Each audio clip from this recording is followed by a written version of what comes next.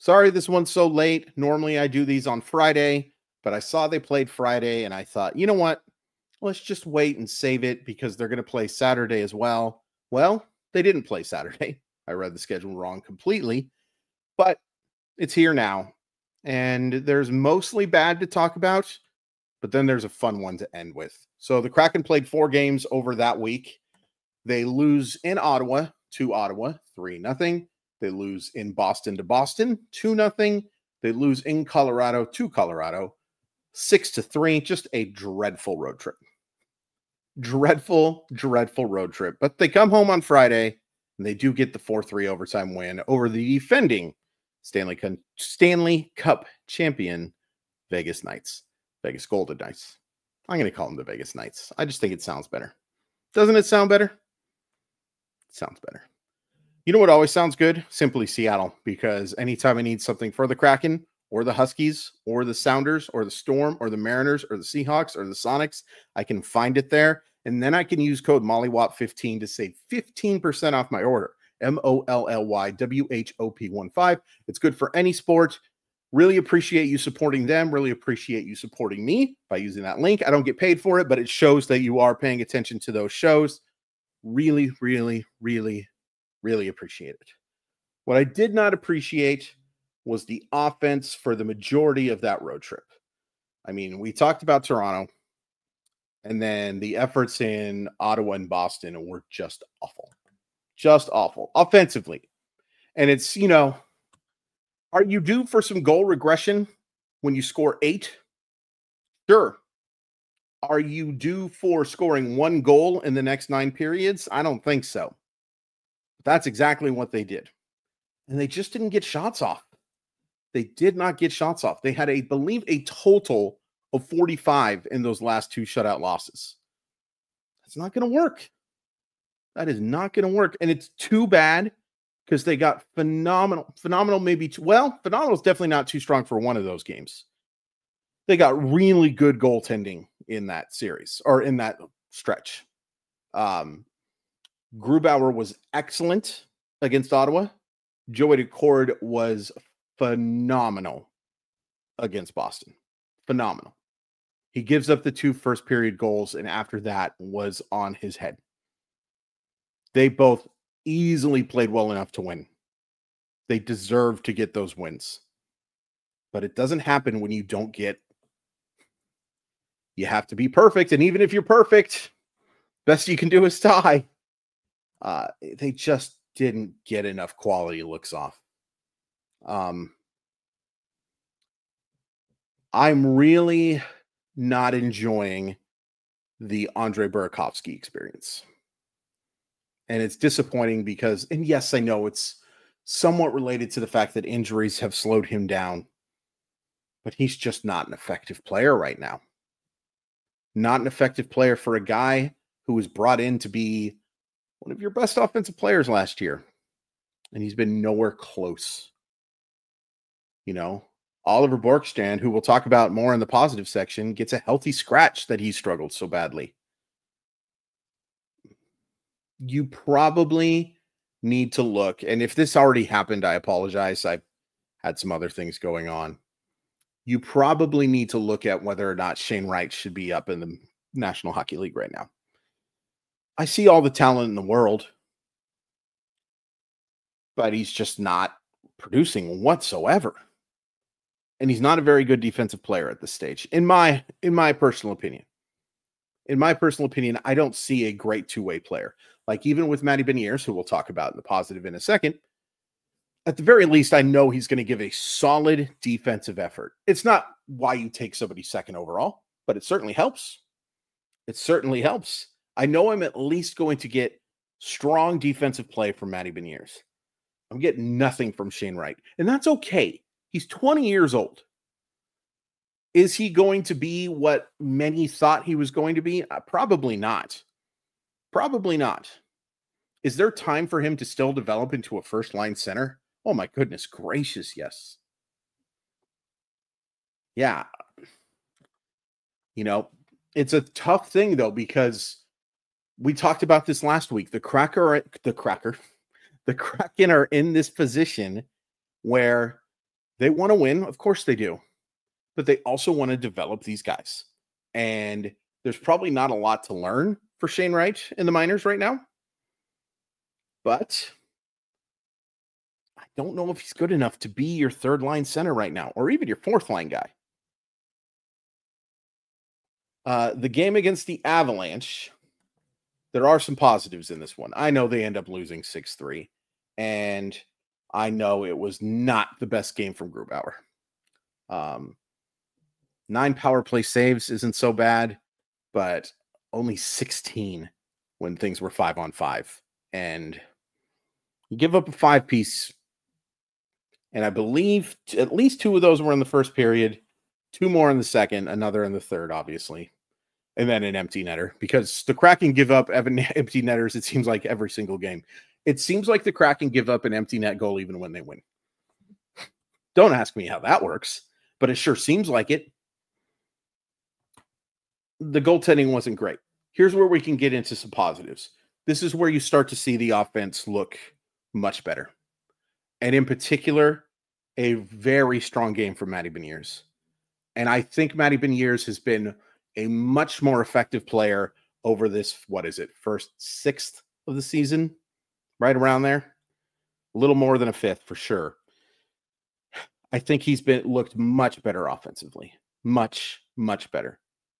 And a lot of that credit goes to Bilesma. And a lot of that credit goes to Beniers as well. I've been much more impressed with him offensively than I was last year. And it's early. No question it's early. And it certainly helps that he's got guys like Brandon Montour. And here's another positive. I think the defensemen have played much better. Hopefully they get Vince Dunn back next week. They need him. They absolutely need him. If they are going to be a playoff team, they need a large helping of Vince Dunn. But Brandon Montour, I think, has been fantastic. But there was also a reminder watching that Avalanche team that, like, as good as Brandon Montour is, as good as Matty Beniers can be someday, as good as some of these other guys, excuse me, I almost choked on my words because I think a lot of Seattle fans feel like me that we're not big Cale Makar fans for that hit. And I don't want to hear about how he's such a good guy and how this was a one-time thing. Don't care. It was a horrible, dirty hit. And I will never like Cale Makar until he signs with the Kraken. Then I'll turn my... But watching Makar and watching Nathan MacKinnon, there was a reminder, oh, yeah, there's a lot of work to be done. And the Avalanche aren't even having that great of a year right now. Super talented team, obviously. But there was that reminder, similar to how sometimes when I watch, I hate to take a shot at Geno Smith, who I like, but sometimes you watch an elite quarterback play and you're reminded, oh, yeah. Or sometimes you watch an elite hitter against the Seattle Mariners and you say, oh, yeah, that's what that looks like. And, there's good hitters on the Seattle Mariners and there's good players on the Seattle Seahawks, but they're missing those elite guys. And I think that's especially true for the Kraken. I think that's especially true for the Kraken right now, more so than those other teams. And I think it's a sport you need it. I do think it is a sport that you need it. Now, 4-game losing streak. Things are not looking good. You're taking on the Vegas Golden Knights, who are just an absolute wagon. I just said I prefer Vegas Knights, and still I call them the Golden Knights. Oh boy, did they need this one. Oh, I mean, I don't think you can overstate how much the Kraken needed to win this game. And I know it's game 15. It's game 15. We're going to do this at least 5 more times and then 7 more. 15 times 5 is 75 plus 7 is 82. Don't check me on my math, son. But you can't have 5-game losing streaks. It's very hard. It's very hard to overcome stuff like that in the NHL. Especially when you don't get a single point out of those games either. It's not like there were overtime losses. But getting the W here was substantial. And even though Matty Beniers didn't score, I thought he had an excellent game. And it was great to see Borkstrand get on the scoreboard. I mean, Borkstrand's had an interesting time, I think, Bjorkstrand, because he was, according to analytics, one of the most unlucky shooters in hockey 2 years ago. Then he had a solid season last year. Not spectacular, but solid. And no matter what, the Kraken won that trade. I mean, easily, because the Kraken can probably get more for Bjorkstrand right now than they gave up, even with a changed contract, But it was great after the healthy scratch. And sure, only 12 minutes on the ice. It's great to see one go in. I thought Ty Cartier had a great game. Braden Tanev. And I've been meaning to bring this one up a little bit. And I want to be nice here because the main reason I want to be nice is I don't like insulting things that other people really like. And I know that Turbo, Brandon Tanev, is one of the most popular Kraken players. I talk to a lot of hockey people. And I'm not saying that Brandon Tanev is one of the worst players in the NHL. But I do believe, based on what my eyes tell me and what some other people have told me about Brandon Tanev, not the person, but the hockey player, it's pretty rough. It's pretty rough. There's a lot of hustle, and that's great. And the faces are funny. And the intensity is, very fun. He's not a great hockey player. Doesn't mean he doesn't serve a purpose, but he's not a great hockey player. He should definitely be a fourth line guy at most. And ideally, I'm not sure if Brandon Tanev shouldn't be an up and down guy. The type of guy who spends some Coachella Valley time, but that's not going to happen. But all of that being said, he was awesome against Vegas. Awesome. The 2 goals did have a couple of giveaways, but that was the best I've seen him play probably since their first few games. Because remember, he got off to a really nice start with Seattle in that inaugural year. I thought he was phenomenal. And Jared McCann, we talk about the lack of elite players. He's the closest thing they have to one. And I think this might be the year he finally gets that 80 points. Maybe becomes that PPG guy. We'll see. He's certainly on pace for it right now. It's hard to get that. There's very few players who end up doing it. But I think he has a chance to be that guy. And I thought that the defensemen all played really well. So that was a big win. And,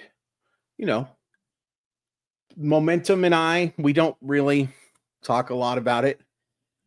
I don't think there's any denying, though, that if you go have a 5-game losing streak, and I think they had lost 7 of 8, something like that, coming into that game, I don't think you can deny that it at least changes the mood a little bit, especially with what you got coming up. You got 3 more games at home.